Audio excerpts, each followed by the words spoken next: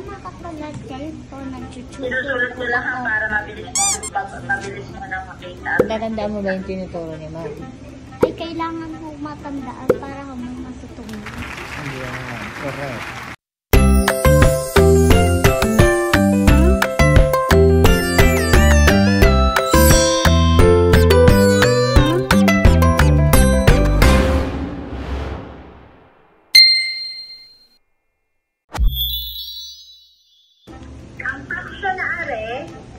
Ang fraction na are ay ano na ngayon? 6-4. Alin mas malaki? Yung nasa taas o yung nasa baba? Yung nasa taas po. Okay, yung nasa taas. Ngayon, pansinin mo ito. Takpan ko muna yan. Okay? Anong natira? Anong napansin mo? Anong fraction natin dyan? 4 po at saka 4. Yun ay katumbas ng isang buo. Okay? Demo, 4/4. Kapag ang numerator at ang denominator ay pareho, ito ay katumbas ng isang buo. Okay? Ano daw fraction ng katumbas ng isang buo? 5/5. Okay, ano ba? 2 halves. Ano ba? 4/4. 4/4, 3/3, 6/6, 7/7. So, lahat ng fraction na pareho ang numerator at denominator, ito ay katumbas ng Isang buo. kapag ang numerator ay mas maliit kaysa denominator, ang ibig sabihin ito ay Maliit pa sa isang buo.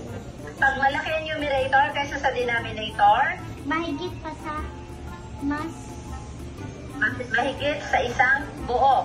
Eh kapag pareho ang numerator at denominator, katumbas ng isang buo. Okay? Laging may isang buo. Pwedeng kulang sa isang buo, pwedeng mahigit sa isang buo, pwede namang katumbas ng isang buo. Okay? Yun yung unang part ng lesson mo dito sa fraction, ha? Bago pa yung assignment mo. Pero ulitin natin. Kapag mas maliit ang numerator kaysa denominator, ibig sabihin, kulang sa isang buo.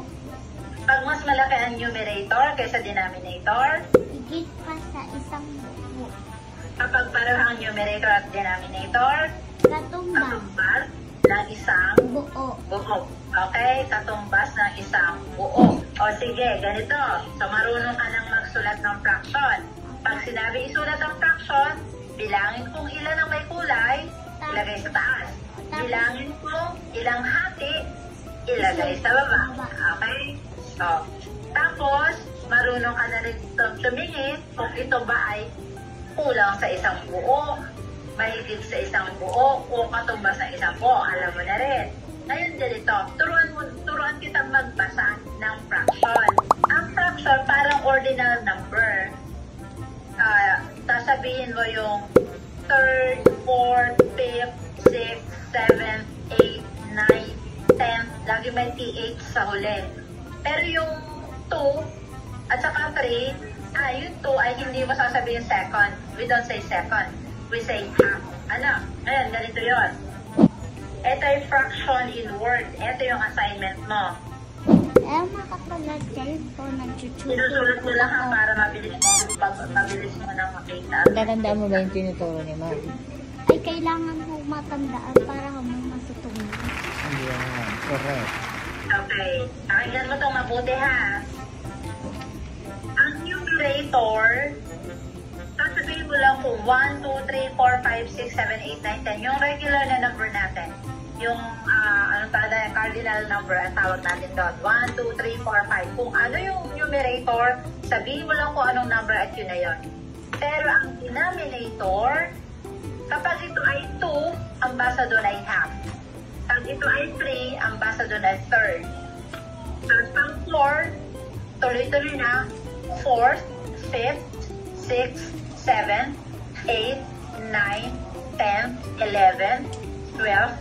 Pansinin mo, kapag ang numerator ay 1, di ba yan ay 1 half, 1/3. I-send ko na lang yung picture, panoorin mo na lang muna. Kapag 1 up to, ang basa dito ay 1 half, hindi ka baliktad ang dating ang number sa iyo? Hindi naman Hindi po. baliktad? Hindi po. Hindi naman. Okay, so ang basa dyan ay 1 half. Sabihin mo nga, 1/2. 1/2. 1/3. 1/3. 1/4. 1/4. 4th. 1/4. 1/5. 1/5. 1/6. 1/2, 1/3, 1/4, 1/5, 1/6. Walang S ang hulihan.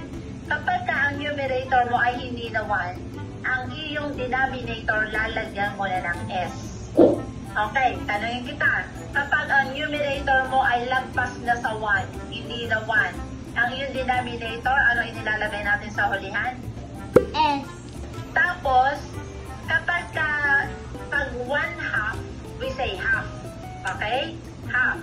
Ang spelling ng half, H-A-L-F. Okay? Ang spelling ng half, H-A-L-F. Ang bigkas half. Okay? Pero pag yan ay naging tunab, hindi half. Halves. Sabi mo nga, 1/12. 1/12. Tapos ito naman, anong basa dito? 3/12. Now, ang iyong assignment ay isusulat mo lang ang mga fractions in words. Okay? So, ibinigay ko naman na yung answer. Pero tatandaan mo na lang din ha, pag-aaralan mo din kung paano ang mga spelling, correct spelling ha. Naintindihan? Okay.